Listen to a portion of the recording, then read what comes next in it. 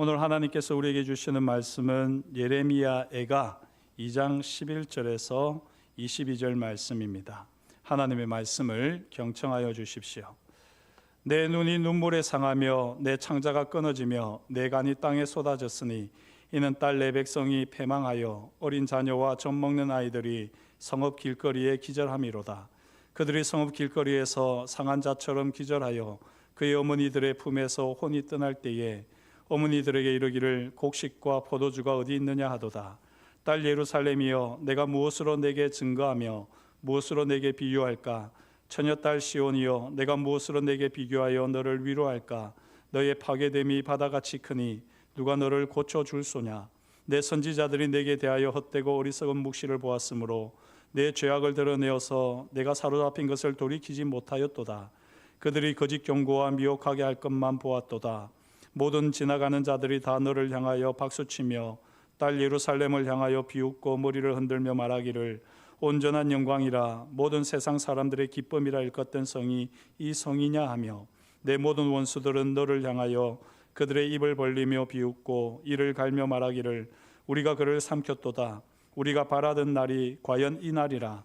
우리가 얻기도 하고 보기도 하였다 하도다. 여호와께서 이미 정하신 일을 행하시고 옛날에 명령하신 말씀을 다 이루셨으며 긍휼히 여기지 아니하시고 무너뜨리사 원수가 너로 말미암아 즐거워하게 하며 내 대적자들의 뿔로 높이 들리게 하셨도다. 그들의 마음이 주를 향하여 부르짖기를 딸 시온의 성벽아, 너는 밤낮으로 눈물을 강처럼 흘릴지어다. 스스로 쉬지 말고 내 눈동자를 쉬게 하지 말지어다. 초저녁에 일어나 부르짖을지어다. 내 마음을 주의 얼굴 앞에 물 쏟듯 할지어다. 각 길 어귀에서 주려 기진한 내 어린 자녀들의 생명을 위하여 주를 향하여 손을 들지어다 하였도다. 여호와여 보시옵소서. 주께서 누구에게 이같이 행하셨는지요? 여인들이 어찌 자기 열매 곧 그들이 낳은 아이들을 먹어오며 제사장들과 선지자들이 어찌 주의 성소에서 죽임을 당하오리까?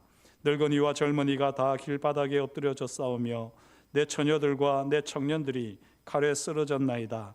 주께서 주의 진노의 날에 죽이시되 긍휼히 여기지 아니하시고 도륙하셨나이다. 주께서 내 두려운 일들을 사방에서 부르시기를 절기 때 무리를 부름같이 하셨나이다. 여호와께서 진노하시는 날에는 피하거나 남은 자가 없나이다. 내가 낳아 기르는 아이들을 내 원수가 다 멸하였나이다. 아멘. 이 말씀을 가지고 함께 은혜를 나누도록 하겠습니다. 먼저 기도하겠습니다. 하나님 아버지, 세상에 속한 모든 것들을 십자가 앞에 내어놓고 오직 깨어진 마음, 빈 마음을 주님 앞에 올려드립니다. 이 마음에 오직 주의 말씀이 채워지게 하시고 성령의 기름 부으심을 통하여 우리의 마음과 생각과 우리의 삶과 육신이 온전히 회복되어지고 고쳐지는 이 시간 되게 하여 주옵소서. 부족한 사람의 죄와 허물은 십자가 보혈로 덮어주시고 오직 하나님의 임재와 영광만이 선포되어지는 복된 시간이 되게 하실 것을 인하여 감사를 드리며 예수님의 이름으로 기도드립니다. 아멘. 진나라 장수 환원이 총나라를 침공하기 위해서 양쯔강을 거슬러 올라가고 있었습니다. 그때 마침 한 병사가 어린 원숭이를 잡았습니다. 그 어린 원숭이를 잡아서 함께 배를 타고 이제 총나라를 침공하고 있는데요. 그때에 이 새끼 원숭이를 잃어버린 어미 원숭이가 그 배를 쫓아서 백리길을 따라옵니다. 마침 한 선이 강폭이 좁아지는 협곡에 이르게 되자 그때 어미 원숭이가 배를 향하여 뛰어드는 것이죠. 그러자 그 어미 원숭이가 배에 도달하기 전에 죽어버립니다. 그걸 병사들이 보고는 이상하게 여겨서 이 원숭이의 배를 갈라보았더니 잘 아시는 대로 그 어미의 창자가 마디마디마다 다 끊어져 있더라 하는 거죠. 여기에서 나온 고사성어가 바로 오늘 설교 제목 단장지혜입니다. 자식을 잃은 슬픔은 마치 창자가 끊어지는 아픔과 같다라고 할 때, 비록 비단 자식뿐만이 아니라 우리 삶의 자리에서 정말 말로 다할 수 없는 고통이 있을 때에 창자가 끊어지는 고통과 같은 그런 아픔이 있을 때 우리는 단장지혜라고 하는 말을 씁니다. 오늘 말씀 11절을 보면 내 창자가 끊어지며라고 하는 표현이 그대로 나오고 있습니다. 예레미야가 이 단장지혜라고 하는 고사성어를 알고 있었는지는 잘 모르겠습니다. 시간적으로 시대적으로 추정해 보면 알 수도 있었을 텐데요. 분명한 사실은 예레미야는 지금 예루살렘 성벽은 물론이요 성전마저 바벨론 군대의 손에 다 무너진 현장의 처참한 광경을 목격하고 있습니다. 예루살렘 파괴를 지켜보는 슬픔이 너무나도 커서 애끓는 심정으로 펑펑 울다 보니까 창자가 끊어지는 듯한 고통을 예레미야가 겪고 있습니다. 오늘 말씀에 이 구체적인 묘사가 나타나는데요, 이 구체적인 묘사를 가만히 살펴보게 되면 얼마나 처참한 광경인지 가늠할 수 있습니다. 한번 간단하게 다시 살펴보면요, 11절에 어린 자녀와 젖 먹는 아이들이 길거리에 기절해 있습니다. 말이 기절이지 다 널브러져 죽어 있는 겁니다. 12절, 먹을거리와 마실거리가 없어서 아이들이 혼이 떠난 것처럼 기절해 있습니다. 13절, 얼마나 처참하게 예루살렘이 무너졌든지 파괴의 흔적들이 바다처럼 망망하다. 그래서 무엇으로도 비교할 수 없고 위로할 수 없다라고 예레미야가 탄식하는 겁니다. 바다처럼 망망하다는 말 들어보셨습니까? 정말 막연하고 아득해서 지금 그 파괴의 흔적들로 인해서 몸소리를 치고 있는 예레미야의 탄식입니다. 15절, 모든 행인들이 예루살렘 성이 파괴되는 것을 보고는 비웃고 고개를 흔들고 말을 하지요. 온전한 영광, 온 세상 사람들의 기쁨이라더니 꼴 좋다 이러면서 비웃는 겁니다. 16절에는 모든 원수들이, 특별히 바벨론 군대가 될 텐데요, 모든 원수들이 입을 벌려 크게 웃다가 이를 갈며 분노하며 말을 합니다.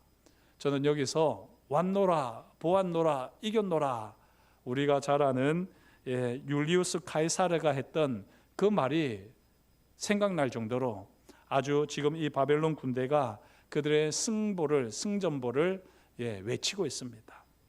이 모든 광경을 한마디로 요약해서 예레미야가 17절에서 탄식하는데요, 여호와께서 이미 정하신 일을 행하시고 옛날에 명령하신 말씀을 다 이루셨습니다. 긍휼히 여기지 아니하시고 예루살렘을 무너뜨리사 원수로 출고하게 하셨습니다 라며 탄식합니다. 이러면서 예레미야는요, 예루살렘의 처참한 광경을 밤낮으로 구석구석 살핍니다. 그러면서 예레미야는 부르짖고 또 창자가 끊어지듯이 또 그 간이 땅에 엎드러지듯이 쏟아지듯이 울면서 탄식할 수밖에 없습니다. 그 탄식을 다시 한번 18절 19절에서 예레미야가 이야기하는데, 답답한 심정으로 예루살렘 성벽을 시온의 성벽아 부르면서 밤낮으로 강처럼 눈물을 흘려라. 쉬지 않고 계속 울며 내 눈동자를 쉬게 하지 말라. 주의 얼굴 앞에 마음이 쏟아지기까지 물 쏟듯 펑펑 울라 라고 하면서 예루살렘 주민들과 함께 그 심정을 하나님 앞에 다 쏟아내고 있습니다. 여호와여 보시옵소서, 주께서 누구에게 이같이 행하셨는지요 라고 20절에 예레미야가 탄식하는데, 이걸 보면 얼마나 그 안타까움이 나타납니까? 여호와여 보시옵소서, 주께서 누구에게 이같이 행하셨는지요. 여기 누구에게가 강조되고 있습니다. 이 누구는 누구지요? 바로 하나님의 자녀들, 하나님의 백성들입니다. 이 하나님의 백성들, 자녀들이 이처럼 처참한 꼴을 당하고 있는 것을 하나님이 보십시오. 어떻게 해서 이 모든 일들이 일어날 수가 있습니까? 예레미야의 이 외침은 처절한 외침입니다. 이보다 더 처절한 외침이 없습니다. 여호와여 보시옵소서, 주께서 누구에게 이같이 행하셨는지요. 이 표현은 가만히 우리가 드라마 같은 것을 보면 가끔 보게 되는데, 사랑하는 아이가 사고로 죽게 되었습니다. 그럴 때 그 사랑하는 아이를 끌어안고는 어머니가 머리부터 발끝까지 구석구석을 살피면서 아이고 내 새끼, 아이고 내 사랑하는 아이, 네가 어쩌다가 이렇게 죽게 되었느냐라고 하면서 탄식하는 것과 같습니다. 이렇게 창자가 끊어지는 것 같이 단장지혜의 눈물을 흘리는 예레미야이시오. 그런데요, 예레미야의 이 단장지혜의 눈물이 이번이 처음이 아닙니다. 11절에 내 창자가 끊어지며 라고 하는 이 표현이 1장 20절에도 그대로 나타나고 있습니다. 예레미야 애가 1장 20절을 제가 한번 읽어보겠습니다. 여호와여 보시옵소서, 내가 환난을 당하여 나의 애를 다 태우고 나의 마음이 상하오니 나의 반역이 심히 크미니이다. 밖에서는 칼이 내 아들을 빼앗아가고 집안에서는 죽음 같은 것이 있나이다. 지금 예레미야가 이렇게 탄식을 하는데요, 여기 어떤 표현이 내 창자가 끊어지며 라고 하는 표현과 같겠습니까?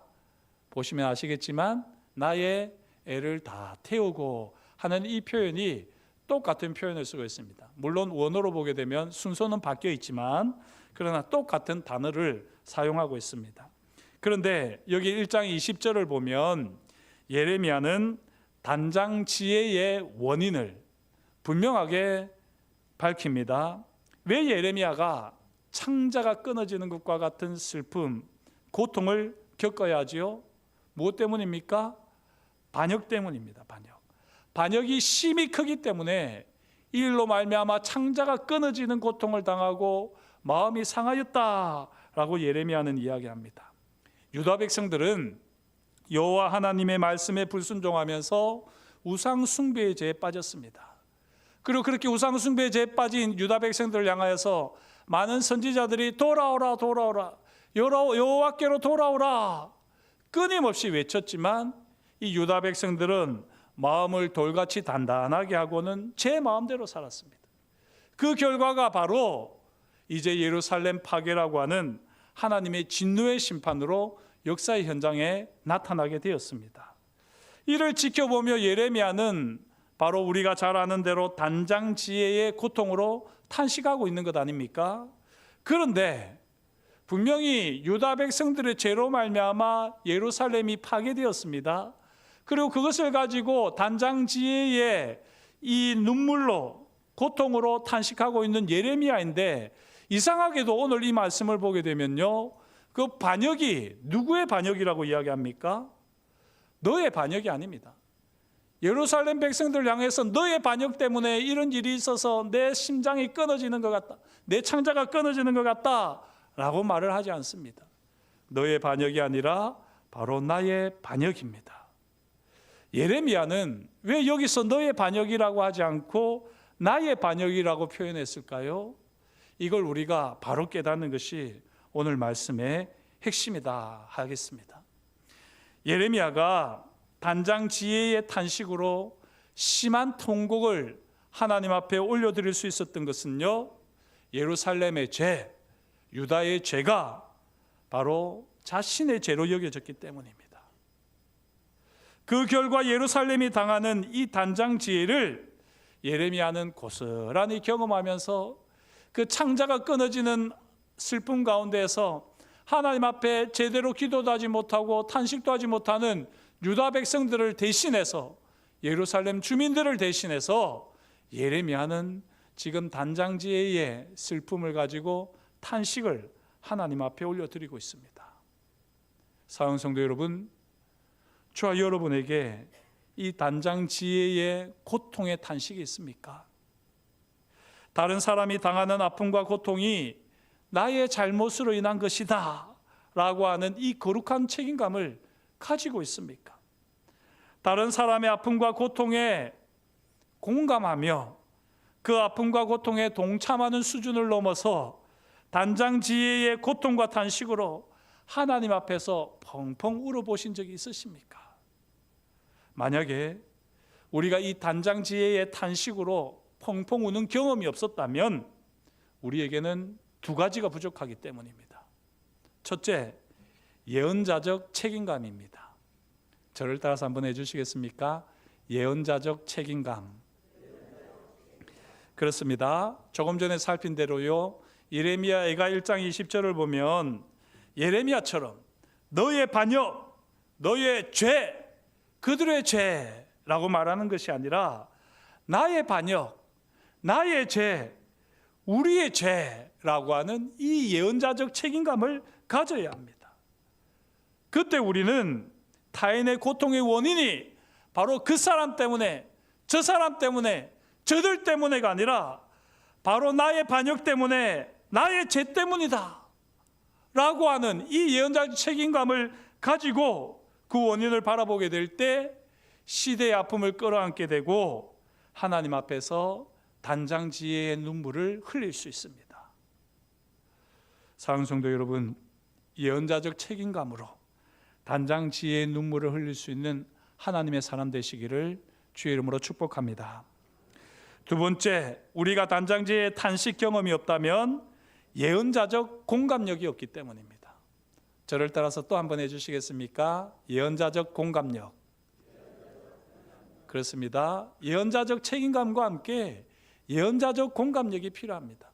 그리고 사실 예언자적 책임감을 가지고 있는 사람이라면 당연히 예언자적 공감력도 있기 마련이지요.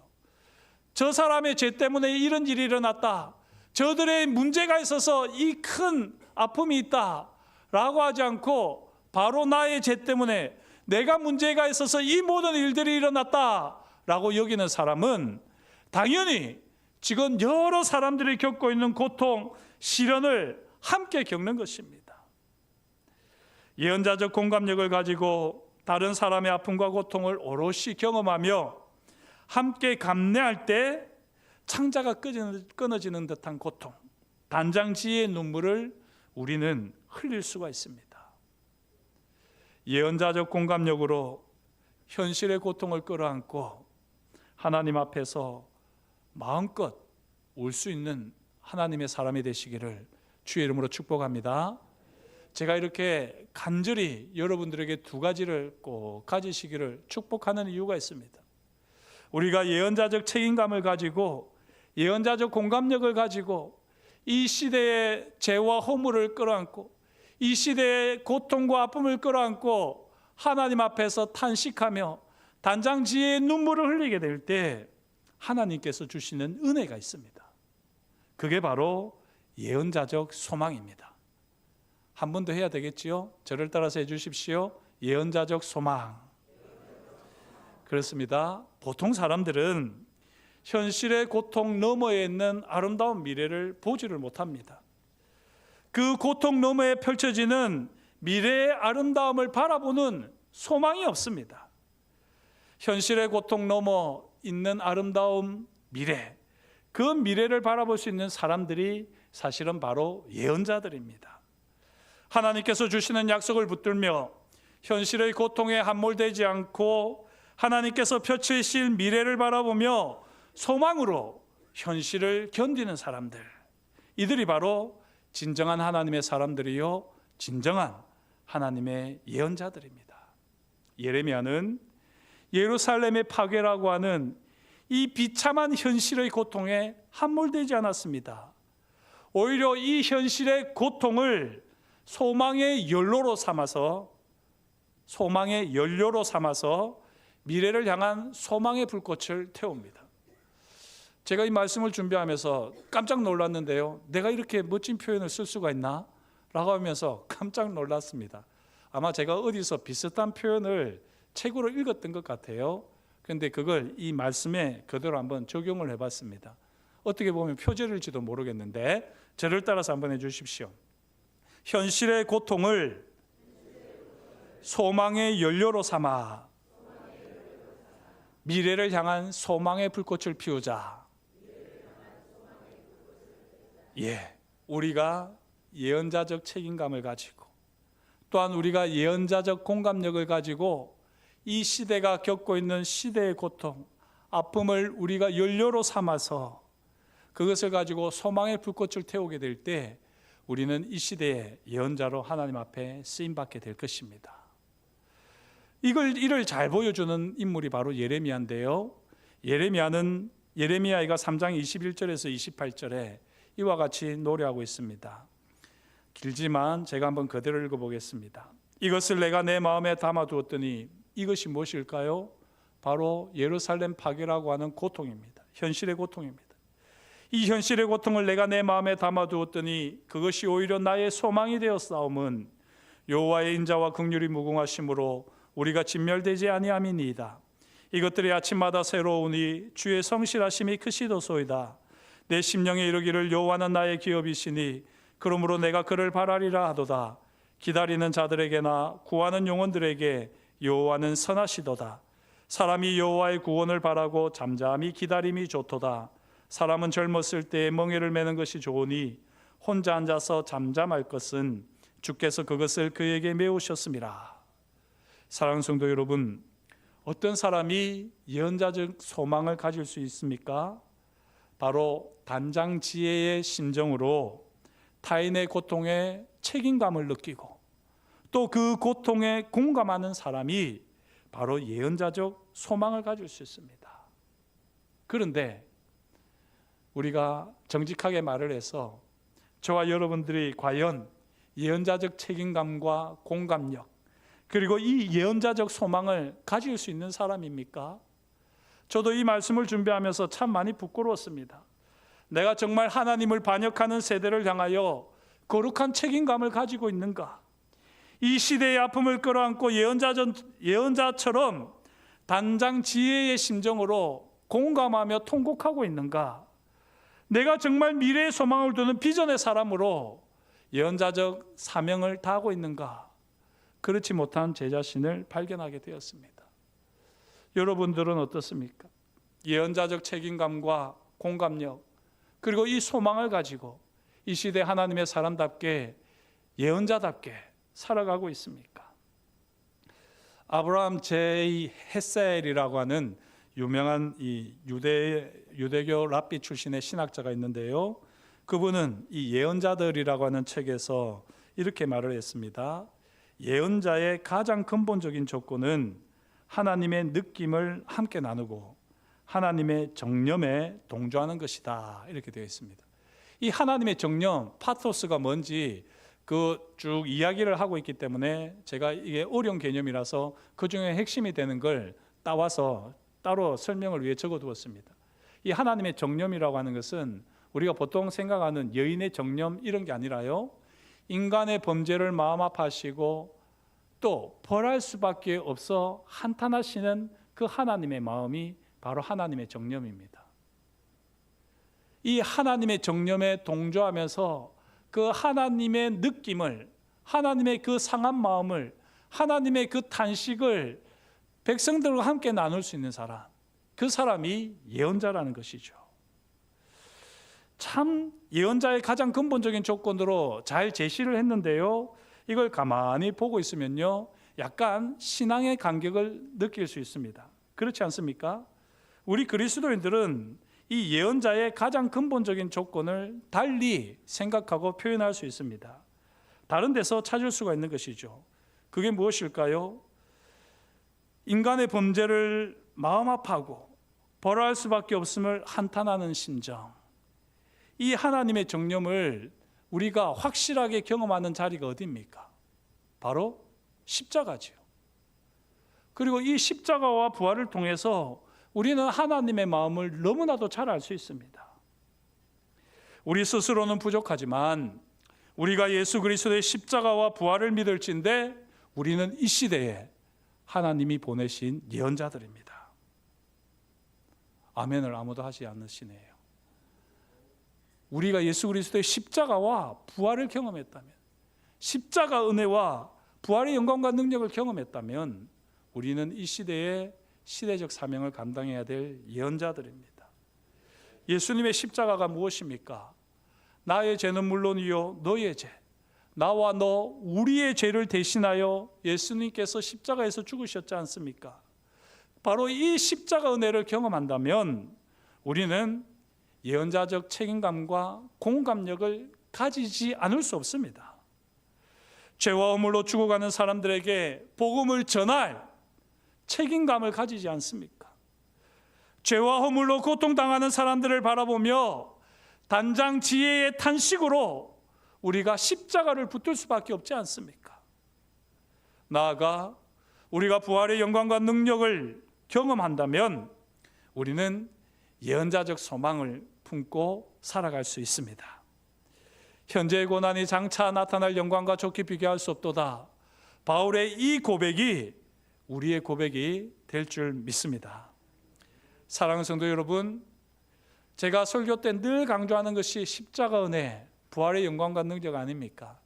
우리 오인환 장로님도 오늘 기도하시면서 십자가 은혜와 부활의 능력을 기도로 올리지 않습니까? 바라기는 저와 여러분들이 항상 십자가 은혜, 부활의 영광과 능력으로 살아가시기를 축복합니다. 그러면 우리는 예언자적 책임감과 예언자적 공감력, 그리고 예언자적 소망으로 정제된 이 단장 지혜의 심정으로 이 땅에서 하나님의 나라를 경험케 하고 이루어가는 예언자의 삶을 오롯이 살아내게 될 줄 믿습니다. 비록 우리가 예레미야처럼 민족의 아픔과 미래를 끌어안고 눈물로 평생을 보낼 수는 없겠지요. 하지만 우리는 예레미야처럼 우리 앞에 열어놓으신 영광스러운 미래를 바라보면서 오늘의 이 단장 지혜의 아픔과 고통을 견뎌내는 노래를 부를 수 있습니다. 오직 신실하신 하나님의 언약적 사랑, 이 헷세대를 힘입어 하나님의 무조건적인 사랑, 라함을 의지해서 우리는 여호와 하나님의 인자와 긍휼을 날마다 고통 중에 노래하며 선포하는 예언자의 삶을 오롯이 살아내게 될 줄 믿습니다. 주의 인자는 끝이 없고 주의 자비는 무궁하며 아침마다 새롭고 늘 새로우니 주의 성실이 큼이라. 성실하신 주님, 이 찬양의 고백이 단장 지혜와 아픔과 고통 중에도 우리가 부르는 소망의 노래가 되어서 하나님의 나라를 경험하지 못하고 이 고통이 전부라고 여기는 사람들에게 하나님의 나라를 선포하고 경험케 하는 저와 여러분이 될 수 있기를 주님의 이름으로 축복합니다. 기도하겠습니다. 하나님 아버지, 오늘도 주님께서 우리에게 말씀하여 주시니 감사합니다. 하나님의 말씀을 따라 우리가 어떠한 사람이 되어야 할지를 분명하게 깨달아 알게 하시니 참으로 감사합니다. 우리는 우리가 당하고 있는 고통에 허덕이며 여기에 함몰되어 버립니다. 그러나 우리가 하나님의 사람일진데, 우리가 주님의 십자가 은혜와 부활의 영광과 능력을 경험했을진데, 이제는 하나님 아버지 현실의 고통의 자리에서 허우적거리지 아니하고 하나님께서 열어놓으신 아름답고 영광스러운 미래를 바라보며 하나님의 나라를 경험하고 선포케 하는 소망의 노래를 부르는 예레미야와 같은 예언자의 삶을 살게 하옵소서. 하나님, 우리에게 예언자적 책임감을 다하여 주옵소서. 예언자적 공감력을 다하여 주옵소서. 예언자적 소망으로 충만하게 하셔서 오직 하나님의 인자와 자비와 긍휼만을 노래하는 예배자 되게 하여 주옵소서. 그렇게 일하실 것을 인하여 감사를 드리오며 예수님의 이름으로 기도드립니다. 아멘.